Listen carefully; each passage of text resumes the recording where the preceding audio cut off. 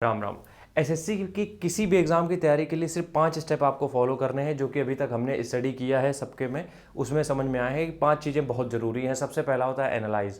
चीज़ों को एनालाइज करो। एनालाइज में 2 पार्ट होते हैं। सबसे पहला होता है प्रीवियस ईयर पेपर, उसके साथ होता है आपका जो सिलेबस है, जो पूछा जाने वाला है। प्रीवियस ईयर पेपर का मतलब यार ये है कि क्या पूछा गया है, सिलेबस का मतलब ये होता है क्या आने वाला है। तो इन 2 चीज़ों पे आपको 30% तक आपकी तैयारी यहीं से खत्म हो जाती है। जब आपको इसके बारे में पता चल जाता है तो 25 से 30% की तैयारी आपकी हो गई है। इसलिए इसमें जितना ज़्यादा हो सके उतना ज़्यादा टाइम प्रीवियस ईयर पेपर और सिलेबस को समझने में लगाओ, तैयारी उतनी आसान हो जाएगी। दूसरा होता है बेसिक्स। बेसिक्स में क्या आता है, बुक्स आती हैं, ऑनलाइन आप क्लास कहाँ से लेने वाले हो, आप मॉक टेस्ट का लेने वाले हो। हम हमेशा ये बोलते हैं कि ये जो दूसरी चीज़ है बेसिक्स, इसको लिखो। किताबें कौन कौन सी तुम्हें पढ़नी है इसको लिखो, पर क्लास किसकी किसकी लेनी है लिखो, और कौन कौन से मॉक टेस्ट लगाने हैं वो परचेज करके रखो। तो ये चीज़ें आपकी सॉर्टेड होनी चाहिए, क्योंकि कई बार क्या होता है हम डिस्टर्ब हो जाते हैं, इनकी भी क्लास ले ली, उनकी भी क्लास, उनकी भी क्लास, इस चक्कर में हम एक जगह नहीं बैठ पाते। इसलिए कहना है कि ये जो बेसिक्स है इसको लिख के रखो, ठीक है। तीसरी चीज़ एनसीईआरटी, जीके का महत्व अब तुम्हें समझ में आ गया है, मेंस में भी है तो जीके का महत्व बढ़ चुका है।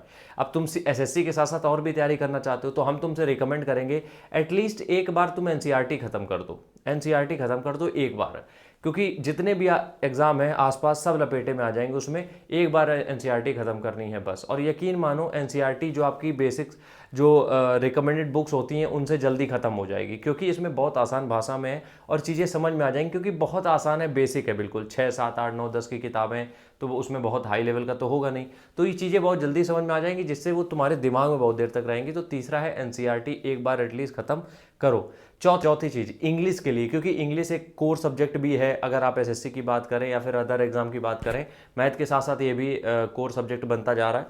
तो इसके लिए आपको करना क्या है, इसके लिए आपको करना ये है कि कम से कम 2 से 4 मैगजीन जरूर पढ़ डालो।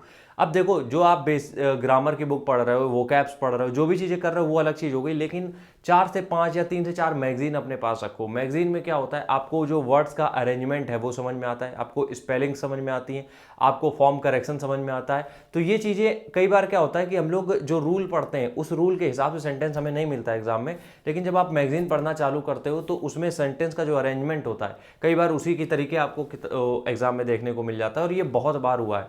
इसलिए मैगजीन जरूर पढ़ो, कम से कम 5 से 6 मैगजीन खत्म कर दो अपने एग्जाम तक। आखिरी है मॉक टेस्ट। मॉक टेस्ट क्यों कंपलसरी है उसके बारे में बात करते हैं। मॉक टेस्ट एक आपको एनवायरनमेंट देता है, एक माहौल देता है, इसलिए मॉक टेस्ट हफ्ते में 3, 4, 5 जितने लगा सकते हो लगाना चालू करो।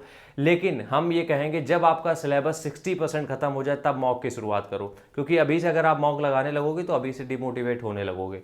इसलिए जब आपका सिलेबस 60% हो गया है अब आप मॉक पे शिफ्ट कर सकते हो। डेली एक मॉक लगाना है, हफ्ते में 3 लगाने हैं, वो आपके ऊपर है। तो ये 5 स्टेप में एसएससी क्लियर किया जा सकता है। राम राम।